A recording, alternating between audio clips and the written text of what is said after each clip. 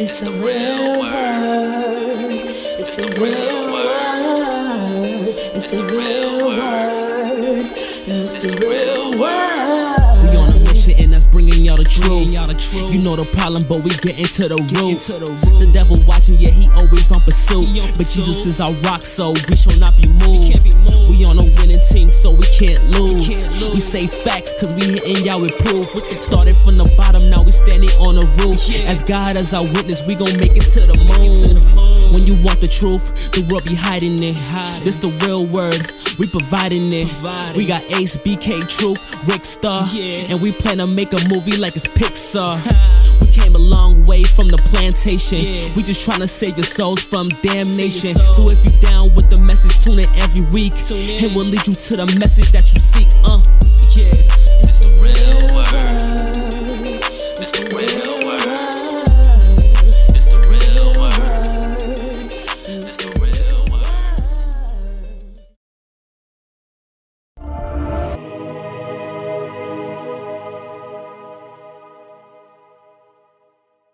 The Real Word Season 9, Episode 34. Shout out to everybody that's been watching. Shout out to everybody that's been supporting. Shout out to everybody that has helped us to get this far so far. I'm here with my co-host. Introduce yourself.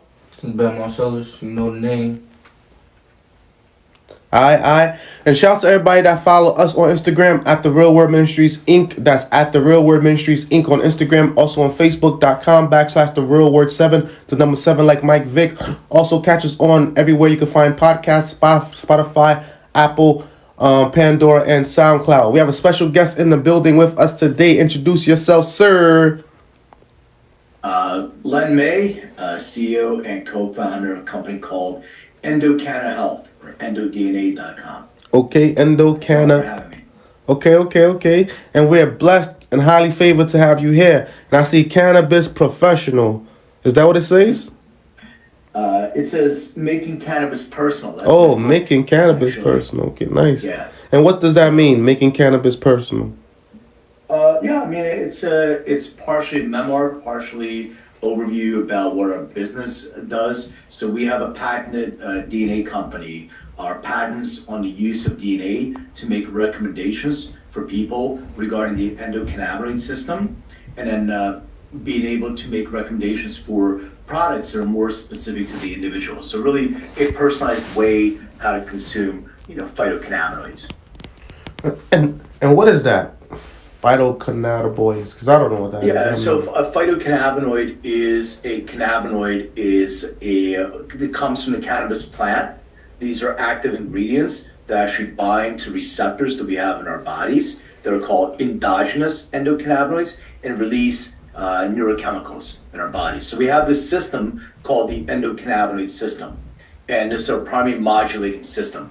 Its role is to modulate all the other systems in our bodies, so our immune system, our digestive system, etc. And the way that it works is it gets signals from these systems, sends it upstream, like up the central nervous system, like salmon upstream to the central nervous system, to the brain. And then the brain makes a decision which neurochemicals to release. So there's two neurochemicals that our brain releases that are endogenous, which means we make ourselves, our endogenous endocannabinoid system. The first one is called anandamide. So the word, or AEA, anandamide is our bliss molecule. So that's the one that is released when we consume THC, delta-9. That's what makes us feel euphoric. Also, if we're running, it gives us the runner's high, etc. And then the second one is called 2AG, and that's released when we consume CBD, cannabidiol. So it binds your CB2 receptor and it releases endogenous 2AG. So when we get it from the plant, it's exogenous. It's called phyto for plant cannabinoids. And when we make it ourselves, it's called endocannabinoids. So these are things that we make ourselves, our own chemicals. So basically you're saying now weed is healthy. That's what you're claiming. I think that cannabis weed is good in certain amounts for certain people, but it's specific to those individuals. So some people, if you take a little bit too much, it can actually create an adverse effect. So if you're predisposed to an adverse effect, let's say that somebody has a predisposition to stress reactivity, so anxiety, So if they consume high amounts of THC, they can actually turn on their predisposition to anxiety and have an anxiety event. So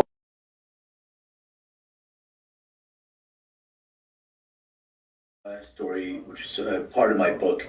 When I was in class, I would sit and sort of have all these different thoughts that would pop into my head. And when the teacher calls on me, I was sort of spaced out thinking about something else. So my parents decided to get me tested, and they said I have attention deficit disorder. So they started putting me on all kinds of medication. Ritalin? And I can't say it didn't work, but it made me like how do I say it disconnected me from my sense of self. I had no emotional connection, so I would walk around, have a little bit of focus, but that's not really solving the issue with my ADD. So I was hanging out with some older kids in school, and they said, "Hey, do you want to smoke a cigarette?" And I was like, "Man, maybe I'll hang out with these kids. It'll be cool, smoke a cigarette." I never questioned why they only have one cigarette. So they pass around the cigarette, it gets to me, I take a drag, and inhale it. It tasted different. And I'm like, something is, that I take another one, off a little bit, and they're all laughing at me.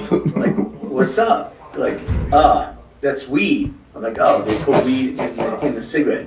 But the funny thing, I felt something, but I wasn't sure what being high is like. So I went back to class, and all the windows in my head sort of narrowed, and I could focus. I'm like, shit, this is my medicine. So I stopped taking all the prescription meds, and I got into cannabis. My parents kept catching me, and eventually, in my late teens, they ended up kicking me out of the house. Actually calling the cops on me. For getting high? Yeah, because I was smoking weed. Yeah, because I was consuming cannabis. Wait, so they called the police on you for smoking weed? Yeah. And what did the police say when they came? They threw out my weed that I had, and they said, "Oh, we'll arrest you." I said, "All right."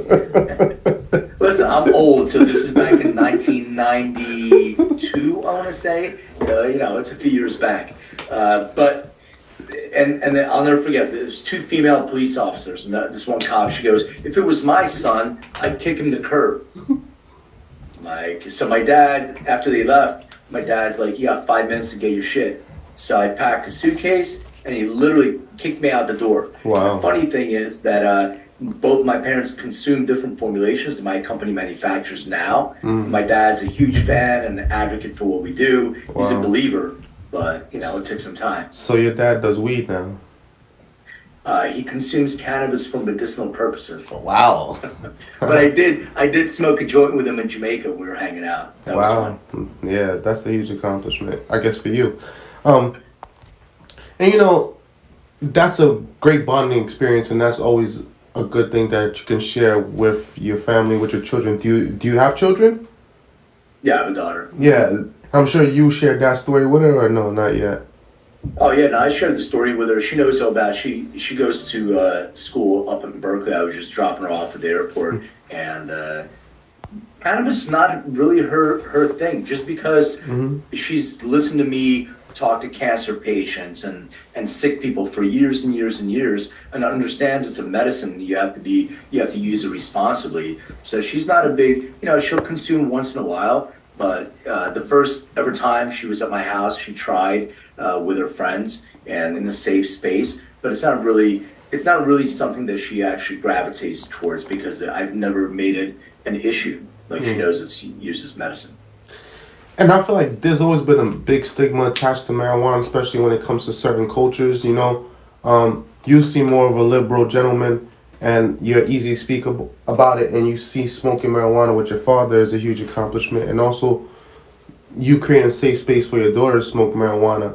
But then you also spoke about growing up and how taboo it is. Most recently, I traveled to Haiti, and the Haitian culture is very strict, and they're very a condescending culture, but they're hypocrites in a big way. And so one of the things they're still strict about is marijuana. And, it's still illegal over there. And they're saying that the stigma, if you smoke marijuana in Haiti, they look at you as a crackhead. They're like, oh, you a crackhead. Yeah. And they're like, oh, you good for nothing. And it's like they got to hide in the spot to smoke marijuana. You got to get it in secrecy still to get, like, marijuana. And even, like you said, like some parents today, like, their kid will smoke marijuana and they want to kick the kid out, and now that kid has to deal with even more pressures of the world and even more and overcome even more adversity, you know. And I see these kids.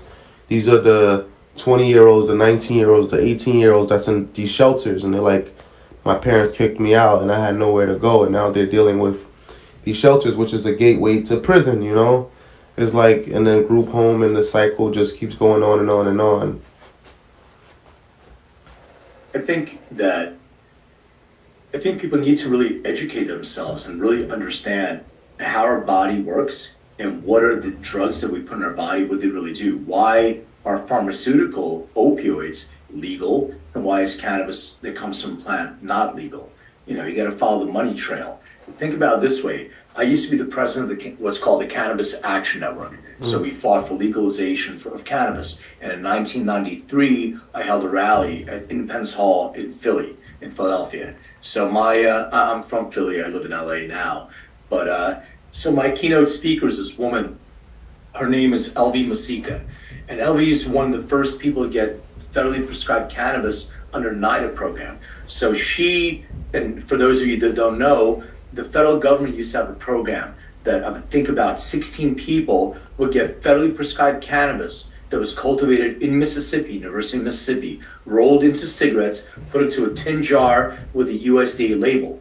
Even though the federal government then says cannabis or marijuana is a Schedule I narcotic, has no medicinal purposes, they actually grow it and supply it for people for medicinal purposes, and had a patent for neuroprotecting qualities of cannabidiol, of CBD and cannabis. So That's the hypocrisy of our government. So they were making money off of it then.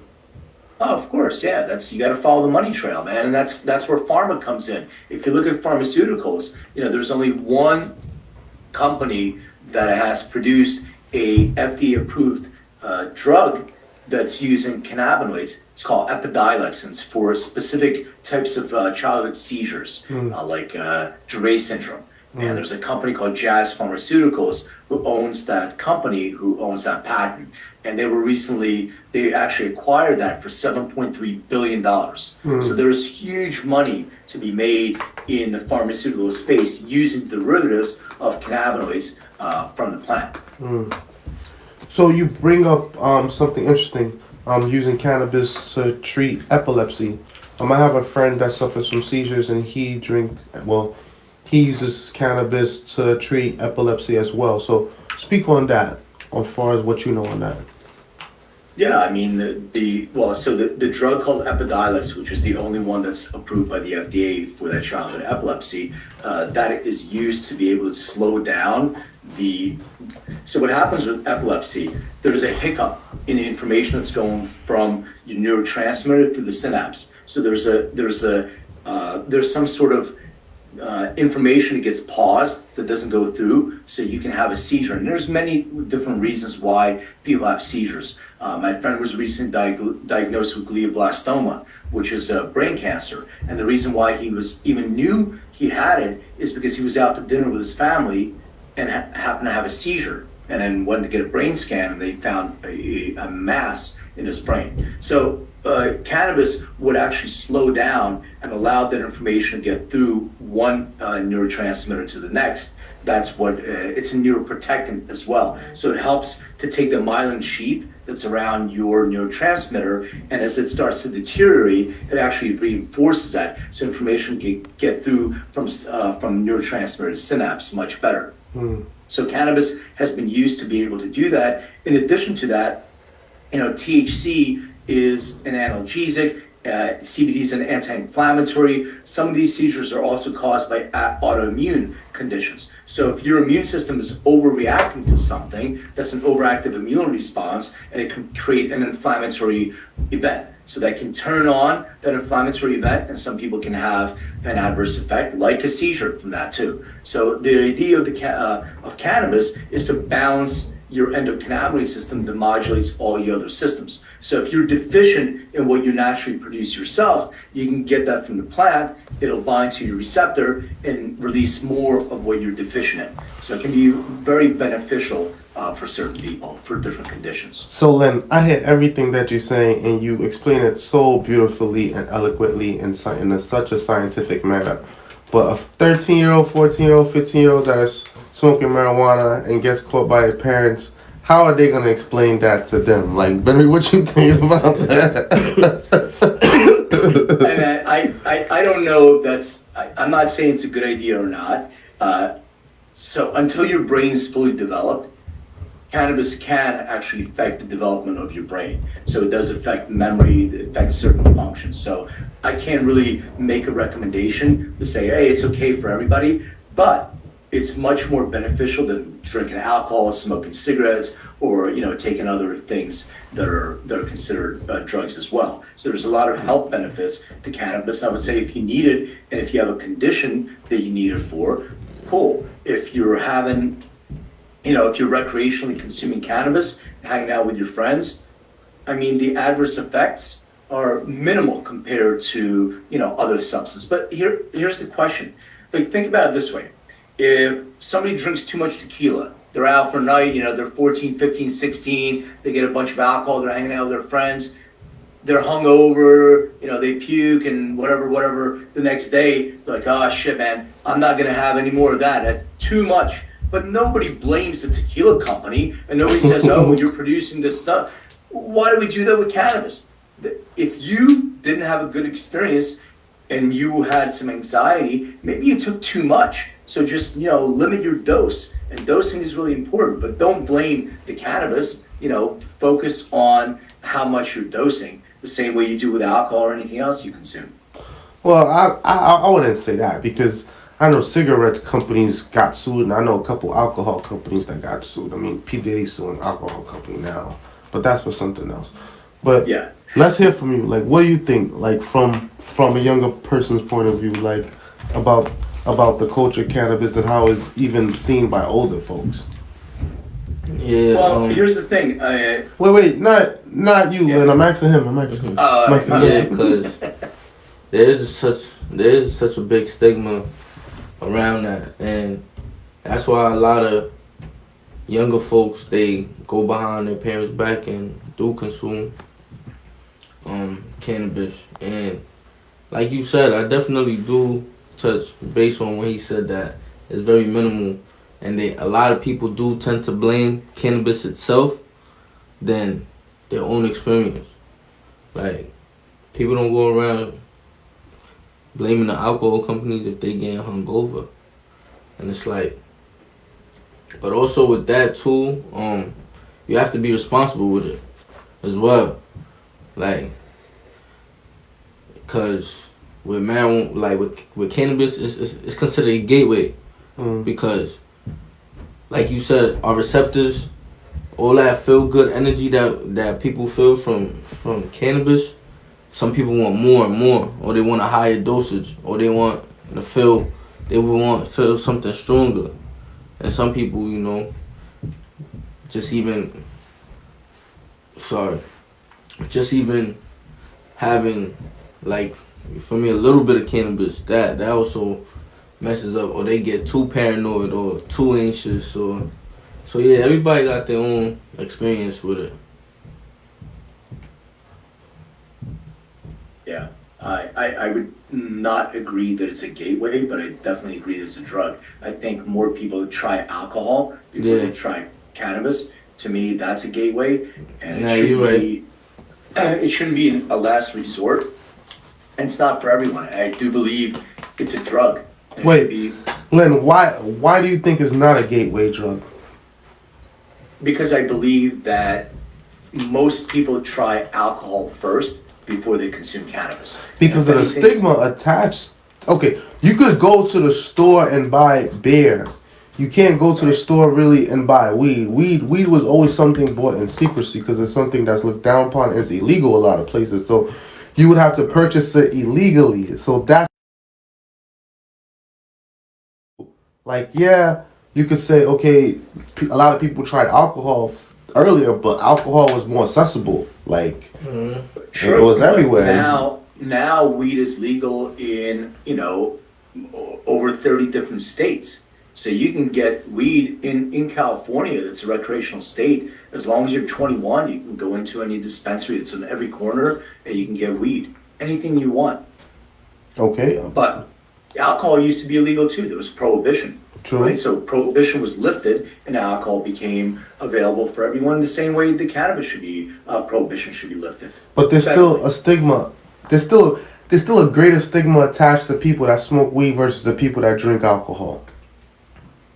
For sure, and that's because of societal changes. So we have to get through generations of differences from societal changes of those people around the Ronald Reagan generation that had your brain on drugs and DARE and all those other things. Cannabis is definitely a drug, for sure, 100%, and should be consumed responsibly. But it's no different. It has medicinal qualities to that. What medicinal qualities are there in alcohol?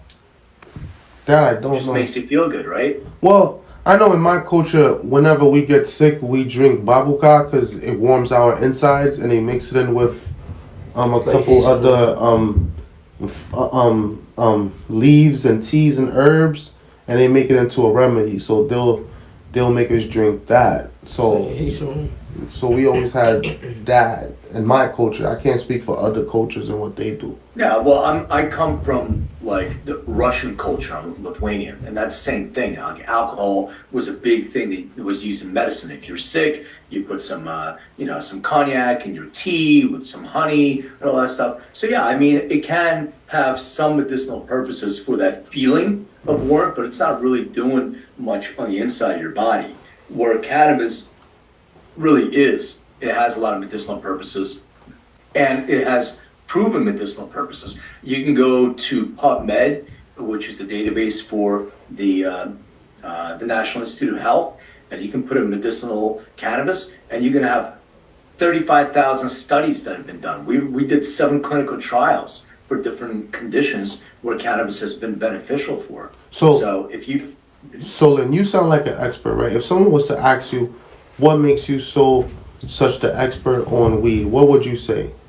Like, what are some of your credentials on this? Well, I have a master's in medicinal cannabis for the Institute for the Advancement of Integrative Medicine. I also have a certificate. That's a weed school? No, it's a school for integrative medicine, like functional medicine. Okay. But then your focus. But then your focus was marijuana or cannabis. My focus is the endocannabinoid system. Okay. So your internal system that everybody has. So that was my focus. I have a master's in that, and also in formulations. I'm a formulator, so we've been formulating for 15 years. What's formulating? So we create like a compound pharmacy, right? Okay. So different medication that's specific for you, having your own cannabinoids, which are some of them I just described. The other parts of the plants are called terpenes. So terpenes are essential oils. Every single plant in nature has an essential oil. Cannabis, they produce their smell, they give it smell, and they also have an associated effect. So I'm sure your audience and you have heard of sativa and indica. Yeah. So sativa gives you that up, indica gives you that down, but there's no such thing anymore because we crossbred the plant so much. So the way that you actually associate the effect has to do with the terpene profiles or the essential oils. So things like limonene or pinene, etc., they give you that boost up. They boost dopamine, GABA production, and then things like myrcene and linalool, they're more sedative, so they're associated with indicas and they make you sleepy, make you drowsy. So I've been doing this for 26 years. I've worked with thousands and thousands of what I'm calling patients, we'll call them consumers, individuals as well. I'm not a doctor, so I can't call them patients, but I've seen cannabis extremely effective for many people for different conditions. From I'm having a hard time sleeping, I can't stay asleep, I grind my teeth, to having a medical condition like tremors from Parkinson's, cancer, you name it. So I've seen thousands of people. So what was your career focused on then? Because I know, like, marijuana just really became popularized recently. So what would your regular 9-to-5 be focused on prior to this? Yeah, so I started my work career in Tower Records in the music industry. So I was, you may not remember Tower Records. It used to be a record store, one of the largest ones in the world, if not the largest. So I was a music buyer for the store. Then my ex-wife, my girlfriend, who's now my ex-wife, told me I had to get a real job. So I went to work for a company called PricewaterhouseCoopers. PricewaterhouseCoopers is a big six at the time consulting group. So I learned a lot about, consulting, working for a lot of large companies. Then went to work for a venture capital company, funding on different companies. And then I was a commercial real estate broker. Wow. So I was the managing director. If you ever heard of a company called Keller Williams? Yeah. I was the managing director of KW Commercial, the commercial division of Keller Williams. And through that, I moved to LA from Philly. And in doing that, you made a lot of money in between then. I did all right. But, money is an interesting thing. It's when you're doing something that you're passionate about, you're connected to, the money comes and you get to use that money and enjoy it. When you are in it to make money, like I was doing fairly well, like I was probably doing like 400,000 easily a year plus, investing in real estate and all that stuff. So I was doing well, but I was not really happy. So all your money, you're like, it's like, when you do close a deal, it feels really good for that moment. The next day, you feel miserable again, and you're always trying to chase that feeling. So I don't think it was the best way to. I learned a lot in corporate America, but I was able to incorporate all that into my business. And when I got into real estate in LA, I got into the dispensary business. So I partnered with several people. I helped them get a location. They offered me a partnership. So I was an owner operator. No, it was called Kush Kingdom. This is back in 2010. So we were the exclusive home of Corrupt's Kush and Method Man's Blackout OG. And we were very. We had 5 dispensaries under the same brand, and it was interesting, but my focus has always been the medicinal parts of the plant. So I was trying to figure out why 2 people can consume the same cannabis and have a completely different experience. So that sort of launched my passion to finding out what are the genetics of the plant, and then moving into human genetics. And that's why I launched my company in 2017. Your life story is crazy. Like, what do you think of this, man? I think he lived a life. I couldn't go we don't have enough time for my life story. I have a lot of stuff that I did in my life. Yeah, he lived a life. Oh man. So it sounds like you met a lot of famous people too along the way. True. Like who? Can you mention any or no? Yeah, I mean, I can mention lots of people that, some of them are on my podcast as guests. The first time I rolled a blunt was DJ Muggs from Cypress Hill in Daytona, Florida in 1991, I want to say. So I hung out with Be Real, Snoop, Shavo from, what's that, trying to think. Montel Williams was on my show. He smokes a lot of weed. It was great. I mean, there's so many people. If you're hip hop fans and know who Slick Rick is, Slick Rick got out of jail, and he was performing with a group called the Goats, which probably nobody knows who they are. But he came up on stage and said, "I just got out of jail. Anybody have a joint?" I'm like, as a matter of fact, I do. So I got to smoke with Slick Rick. But yeah, I met a lot of people along the way. And you want to hear something funny? Flavor Flav was at his graduation. Yeah, Flavor Flav. I just saw Flavor Flav. I just went to the hip hop 50th anniversary show that was filmed in LA. It'll be on CBS, but I got to see Flavor Flav. He got a standing ovation from everybody there. He's the best. Yeah, man. Flavor will show love.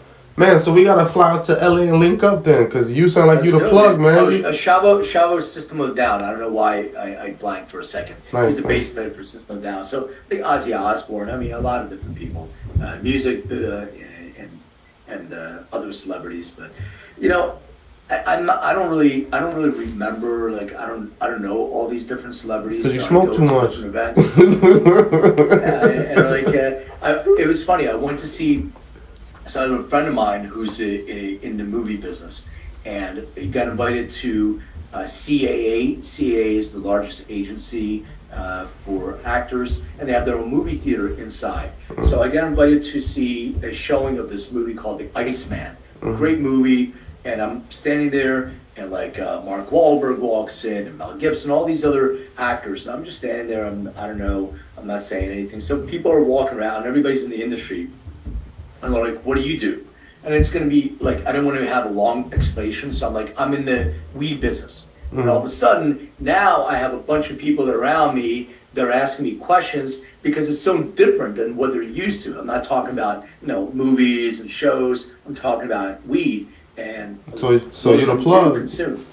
That's right. Yeah, you're the plug, man. So how long you been for the plug for? Yeah, I mean, I don't do that anymore. I used to, it's in the book. There's been times where, you walked around with 10 pounds in a backpack. Some people, there's gunshots in the back. I had some interesting experiences. This is the funny thing about it, because it's a plant. It grows anywhere. So it's literally a weed. And because of the legalities around this, for many different reasons, which we can go into at some point, but you created this commodity that is of value, that people would shoot somebody for, that would rob somebody for what? You can grow it yourself. You get in your closet, put a light in, and do that. It's really unnecessary. And there is always, you got to follow the money. Why was this made illegal? What's the reason for it? Same way as alcohol. Why is cocaine not a Schedule I substance? Why is all of a sudden that has medicinal purposes? Well, because pharma learned how to isolate that one molecule and make it, lidocaine and all these different, medicines from that. But it still comes from the plant. Oh, it's all from it'll cocaine? Be the same thing. What's that? It's all from cocaine? Yeah, it's all from cocaine. Yeah. You know how cocaine works? It numbs the pain. It numbs you? Yeah, but it actually works this way, and why it's addictive. So when you consume cocaine, it binds to your dopamine receptor, squirts about 100 times more dopamine than you normally produce, and blocks the reuptake of the dopamine. So you have all this dopamine, and then once it leaves, your brain's like, wait a second, I like that, and I don't have to make dopamine, so I'm going to send a signal, give me more of whatever that is, so I can produce more dopamine by myself. And that's why cocaine is addictive. It's not the cocaine itself. It is not the coca plant. It is the dopamine that's the most addictive substance in our bodies. That neurochemical is very addictive. And people want more of that once they consume it. That dope. That's why they call it that dope. So what's your thoughts, Benny? What you think about this? Man, I think definitely that you definitely are tapped into a whole different field. Like the extensive research about cannabis that people do need to be enlightened about, because a lot of people think about the negative, and I'm not going to lie, cannabis being used for medicinal purposes have definitely opened the door for cannabis use, and I think cannabis has been used for medicinal purposes, and they probably just were not even trying to let the public know. And I don't think, like you said, and I don't think it should be a big stigma, have such a negative thought around it, because if we're gonna be technical, everything is bad for us.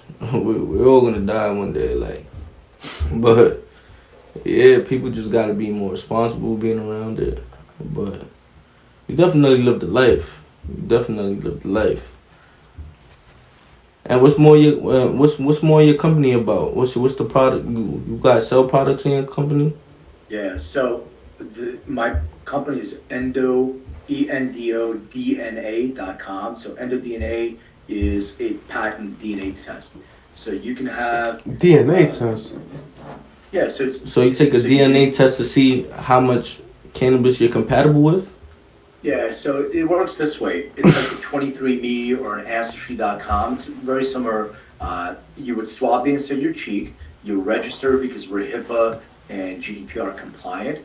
You would send your sample to the lab, 2 to 4 weeks to get your results, and I'll tell you what you would get in your results. And then if you've already taken another DNA test like Ancestry.com or 23andMe.com, you can just take your results, upload it, and we'll translate it and give you a report. So we look at all the different genetic biomarkers that are associated with your endocannabinoid system. So things like cognitive function, sleep, mood, pain and nausea, predispositions, like cognitive, like I said, cognitive function, even metabolic function. Then we look at deficiencies potentially in vitamins and nutrients, like if you have low iron level, low vitamin D level. And then we look at all your genetic predispositions and we give you suggestions on how to mitigate those. So think about it as your personalized life GPS. It shows you all your genetic markers that you may be predisposed to and how to turn some of them on or how to avoid turning others on so they can have an possible adverse effect. So when you report, you look at which cannabinoid and terpene profile is more aligned with you. You can look at your deficiencies in your vitamins and nutrients and make recommendations for those. You can also look at dosing based on how you metabolize, so look at metabolic function. And very, very important is drug-to-drug interaction. So if you're taking prescription medication, how consuming cannabis or even other substances, how can they interact together and possibly have an adverse effect? And then we make a recommendation or suggestion for specific products. And the way that works is we take test results from products like your cannabis products or even vitamins and nutrients, and we can make a recommendation how closely that product matches your suggested ratio. So maybe there's a product that's an 80% match, maybe there's a 100% match, and you can go to the store and buy that product. And then we have a feedback loop on people reporting back how those products are working for people. And then we use machine learning to learn and make better recommendations for where people are using. So what you do with all this data? Like, do you save it? Yeah, we absolutely save all the data. And who do you sell it to? We don't sell any data, and the data is de-identified. So when you register, it doesn't have your name on it. As soon as you register, you have an identifier that's numbered, which is HIPAA and GDPR compliant. So we're not looking for your personal data. The data that we're looking for is 1,000 people like Len that have taken this formulation and it showed that it's efficacious. So now the 1,001st person, the AI can come back and say, you know what, there's 1,000 people like you that get genetic predispositions that have taken this protocol and showed that it was efficacious, that it will really work well. So now this is the protocol that we're recommending for you. So that's our data. Our data is on efficacy, how well certain products work for people who are similar. I'll give you guys an example. So my friend and I, we were getting, like a year ago or so, we're getting ski pants. So we're gonna go skiing at Big Bear, and I haven't skied in a while, so I was getting ski pants on Amazon. So I am 5'8", about 175 pounds. My friend's about 6, maybe 6'1", and he's skinny, but tall and skinny. I don't know how much he weighs, but we're both medium. So when I got my pants were long. They fit me in the waist, but they were long. His pants were short. So we're both buying medium.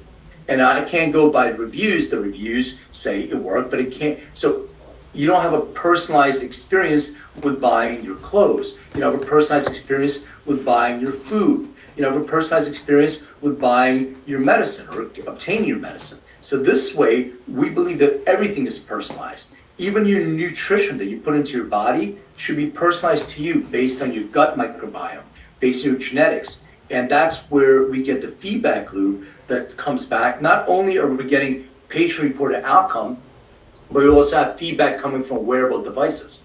So if you have a wearable device like your Oura Ring or your Fitbit, that information goes into the cloud, and we can see, you know what, this protocol has helped with resting heart rate. It helped with heart rate variability. So there is some efficacy that we can show that these protocols work for people that are similar to you.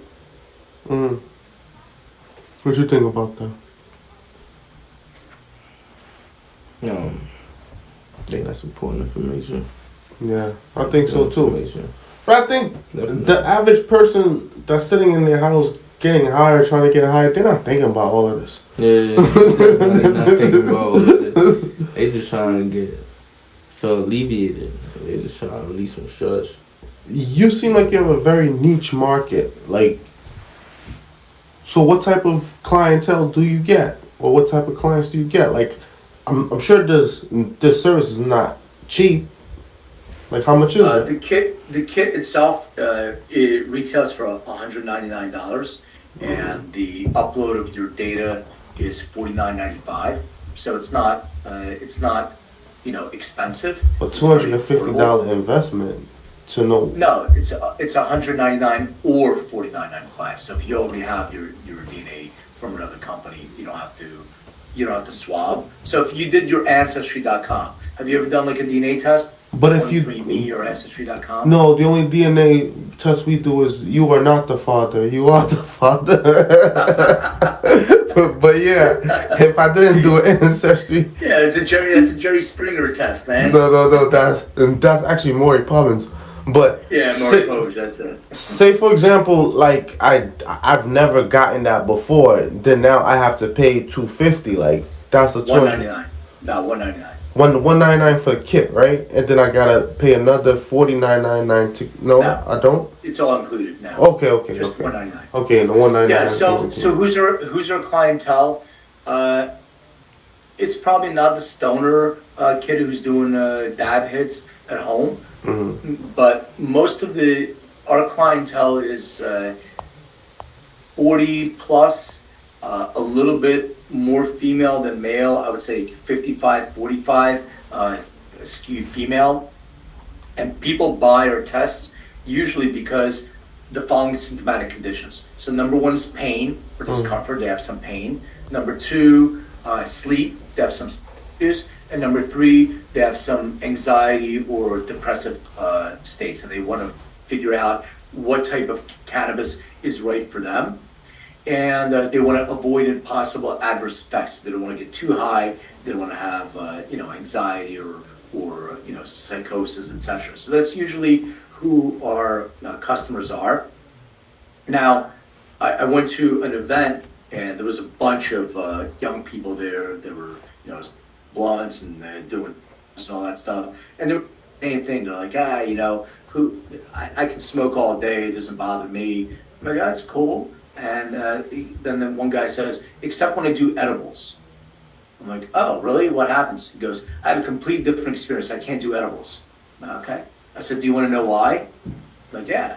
So I started having this conversation, and now I had all these people around me trying to figure out why, when they smoke, they feel different than when they do an edible. And the reason for that is twofold. Number one, when you eat cannabis, THC converts in your liver. It stays in your system longer.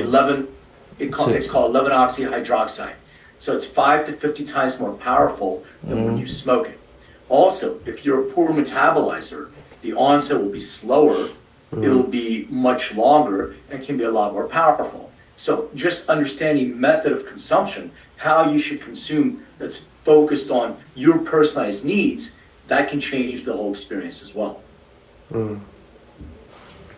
What's your thing about that? Yeah, I think, definitely consuming edibles as in opposition to actually smoking it, they really do be in your system longer, and people do have a different effect of that as well too. But like you said, I think it is more potent if you do eat it, correct? For some people, some people are ultra rapid metabolizers. So what happens is when they consume it as an oral edible, they'll metabolize it really, really fast. I'll use myself as an example. So I am an ultra rapid metabolizer of CBD. I'm a normal metabolizer of THC. My business partner is a much larger man than me. He's a poor metabolizer. So I can take one dropper full of CBD and it's not going to do much for me. I'm just making really expensive urine. I metabolize it and pee it out. So I need to take 2 to 3 times the amount for it to have any efficacy. As far as THC goes, I know what my limit is if I'm consuming it orally, if I'm eating it. I know that, up to 25 milligrams, I'm good. And when I get over 25, it creates a sense of discomfort for me. It's not comfortable. Constipation? My business partner, what's that? Constipation? Well, what I get, it's weird. I have a marker for depressive feelings. So I start feeling down. It's not, I don't get anxiety. I get the opposite. I start feeling down. It's not a very pleasant feeling. Go deep in my head, and it's not something that I want to use cannabis for unless I'm prepared for that journey. Do you get negative thoughts or suicidal thoughts? Not suicidal thoughts, no, but I definitely get negative thoughts, get depressive thoughts. So I have a marker for that, for depressive states, depressive feelings. So, but what happens to some people who are prone, more likely than not, they are prone to anxiety, stress reactivity. So my business partner gets extreme anxiety, and so THC is a vasodilator. It dilates your blood vessels, your heart pumps faster. That's normal for all of us. So if we can smoke a joint together, our hearts will pump faster, we'll feel a lot more of that palpitation. The second part of that is stress reactivity. So for some people, it can actually trigger that sense of anxiety. And if you have a predisposition of PTSD, now it'll bring up a memory, oh shit, this happened to me last month. So it'll start replaying that memory over and over and over, creates more anxiety. And some people have trauma they've had in their life that's stored in their subconscious. And under a lot of stress, it can pull up a traumatic event and bring that up to the surface also. So people can have a very stressful experience. Even I know some people who were hospitalized for psychosis using cannabis. So it's not, for everybody. You got to make sure that you know exactly how much you're consuming. But my company, the endocannabinoid system, is just one test. We have a whole genome test where we look at everything that is specific to your genetics, and then we can make recommendations based on your male health, hormone optimization, your nutrition, like I said, nutrients, vitamin deficiencies, mental health, all those things. And there's other products that are available more for the individual. We don't have to sell you the product. You can actually find out what you think is better for you based on your genetics, and then go to the store or go to the doctor and get it. What do you think about the service for $200? $200. I mean, it is kind of steep for a regular civilian. Well, let me ask you a question about price. So generally in cannabis, and I don't, it doesn't matter to me if somebody buys it or not. We're just trying to create an experience for everybody that is more personalized. But what happens to people is you go into a dispensary and you buy several products. So you spend maybe a couple $100 just buying products. And what if you're buying products that may not only not be effective for you, but also may actually activate an adverse effect? So it may make you feel worse. So you just spend all this money buying products that may not be effective for you, and you don't know why certain products worked or why they didn't. So if you invest in a genetic test, whether it's our test or anybody else's, at least you will know what is my secret sauce. And now going forward, when you go into a dispensary, you can feel comfortable knowing that these are the products that align better with me. And that's why you're investing in a test to be able to tell you that.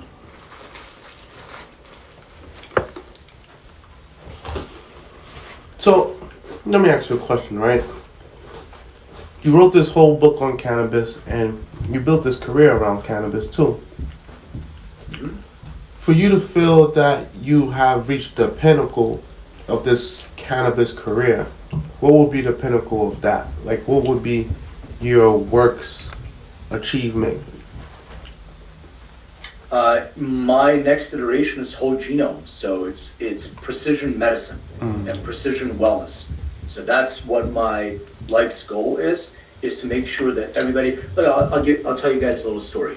So when I was a kid, my grandfather had a stroke, and then my grandfather proceeded to have multiple strokes. So every week or every couple weeks, my mom and my grandma would sit at a table. They pull out bags of pills, and they would have conversation with doctors. They have to adjust this medication, and to change this medication. The medications interaction between them were creating these adverse effects and having them stroke out as well. So for me, I was always under the impression that medicine or anything you should be putting in your body should be personalized to me. I should know what my gut microbiome is, what food is right for me, what food is inflammatory to me, why should certain medications, I should be consuming that's personalized to me versus you that's different, because we're all individuals. So the idea for me is to have precision wellness, that I can take a test and I can actually take a biological age test and then know I'm 52, I'm biologically 47. My goal is to reduce my biological age to 40. And what I want to do is, this is my personalized protocol. This is the food I put in my body. These are the supplements I put in my body. These are the phytocannabinoids that are specific to me. And now I can measure that my biological age has reduced. So internally, I'm becoming more healthy. And the best way to do that is to create personalized protocols. This is right for me. It's enough of these doctors telling us to take 2 of these. Well, why should I take 2 of these? Why should I take 4? Or why should you not take 1? Because we're all individuals and we should be treated as individuals. That's really my passion in life. That's deep, man. And I like the fact that you actually went after your dreams, regardless of how other people around you felt. And you made it come true and you made a living out of it. You was able to create this legacy. It's work in progress, man. You took cannabis personal. That's right.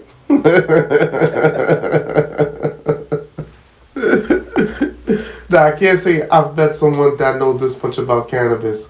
What you think, baby? You definitely enlightened me tonight. I'm not gonna lie. Definitely gonna put a whole different perspective in cannabis and cannabis use as well. Like, I now see it as a goal to personal wellness instead of just You should send us a care package, man, with the book and everything. Send one over. Let's do it. And we're gonna help you. I can give you guests. I'm happy to offer you a DNA test. I'm happy to review your results if you want to do it, and I'm happy to give your audience a discount code if you would like. It's LEN25. Go to endofdna.com. 25% off. It'll be your Cyber Monday sale. That would be great promo for you, Len. That's how we roll. Yeah, man. Nah, boy, for real. I ain't go back to Cali in a while. First time I ever went to Cali, I went to LA. I spent the week out there, but I've been meaning to go back for a while. You stay out in LA or you in the Bay Area? No, I'm in LA. Okay, cool. Yeah, when I went to LA, I went to Venice Beach, I went to Manhattan Beach, I went to El Segundo, I went to, what's that place called? Bowen Hills or Bowen Hills? I went to the Hidden Hills, I went to Bel Air, I went to Beverly Hills, I went to the Hollywood Walk of Fame. Went a couple places, it was cool. I went on one of those Hollywood tours when they got the buses with the top cut off. Yeah, you drive for a few hours. You did the whole Hollywood experience, man. Yeah, man. It was cool. It was dope, man. Like, I gotta go back to Cali. I'll visit. Yeah, man. Have you ever been to New York? Yeah, of course. I'm from Philly. Okay. So I used to go to New York. I used to go to New York every weekend, man. I used to hit the clubs there. My family all lives in New York except for my parents. They're from Brooklyn. My grandma lived in 3rd and Brighton Beach. Wait, your parents from Brooklyn? We in Brooklyn. No, my parents live in Philly, but Flatbush Avenue U. Oh, wow. that's what Wow, yeah, that's facts. Yeah, man. I'm an East Coaster from Philly that lives in LA. So wow. New York, man. Every weekend I would be in the clubs since I was 17 years old. The Tunnel, the Underground, Twilo, Sound Factory. Those are all my clubs back in the day. So you know about the Wawas then out in Philly? I miss the Wawa coffee, man. Yeah. It's the best coffee in the world. The Wawas, man. Yeah, man. It's been an experience chatting up with you. So, to close out, what would be your closing thought to give to the people watching today? I mean, I just always say, question. You know, COVID taught us a lot of different things. Question. Have a collaborative experience with your healthcare professional. Make it a experience where you both address everything that you want to do together and think about preventative medicine. Don't think about reactionary things. Oh, something hurts, so I have to have a pill or shot for this. Think about what is causing that pain to begin with, and maybe start creating some protocols that are more specific for you to prevent some of these things from expressing themselves. That's my closing thoughts. That's deep. That's deep. Because it's almost like an obese person that gets a headache, and they're like, "Oh, I'm always getting headaches." And they take a pill for the headache. They don't know they might have diabetes or high blood pressure, and they should work out so they don't get headaches. Exactly. Right on. Closing thoughts, Ben? Yeah, Glenn, I want to say definitely an experience meeting you. Definitely an experience talking to you. I hope we can connect and, you know, just keep expanding. And definitely, maybe who knows, maybe we'll try a DNA test, see how that goes. Learn more about my cannabis. Big word. It'll be a trip. Man. I can't wait for you guys to try it, and I'll go over your results with you. I think it'll be illuminating. Yeah, I bet. I would like to say thank you once again, Len, for coming on the show, of course, and blessing us with that. Like, I remember we was looking over your bio, and it was like, this should be interesting. To share something with you, I'm Haitian, of Haitian descent. My grandfather was a farmer growing up. My mother showed us how to grow. Like, we would grow things from cantaloupe to corn to beans, you know, string beans, black eyed peas, stuff like that. And I continued with the green thumb and the plants that I grow. I have everything from avocado plants to palms. But I was finally successful in growing cannabis to the point I was able to harvest it too. And it was an interesting experience. And like you said, like the dew that it gives off of, that gives that aroma and the thickness, and even that gooey feeling you feel in between your fingers, even when after it rains and you go to the yard and you smell how it smells and the fragrances and even the different colors that comes. Like, I was able to get purple and orange and flowers from the different strands that I had. And it was an interesting experience, you know, just to give birth and to create something from the seed. So that was an interesting experience for me, and even the feelings from that, you know. So that was something that I got out of my cultivation. And it's another skill to add to everything else that I've done so far in this life. So, you know, I would say thank you for coming on. Like, you've lived an experienced life, like a very interesting life. And thank you for sharing it with us. And I hope we could do business together, of course, sometime in the future. I think that would be great. So to close out, we generally close out with a prayer. I don't know if you're a praying man, Len. Are you? Let's pray. Okay, so Sure. Go ahead. Oh, I thought you were praying. I don't know. It's the Real Word Ministries, I'm just man. gonna follow you, man. All right. Dear Heavenly Father, thank you for this moment in time. Thank you for this opportunity for us to come together as one. We ask that you all continue to bless the things that we do, continue to bless our missions, continue to bless us with purpose, continue to bless our business that we are doing, the lives that we are touching, and the education that we are spreading. I ask that you continue to bless this ministry, continue to bless my brothers that are here with me today. In the name of Yeshua, Jesus, we pray. Amen. Amen. So we thank you all for joining us. Good night and God bless y'all. Take care. It's the real word. It's the real word. It's the real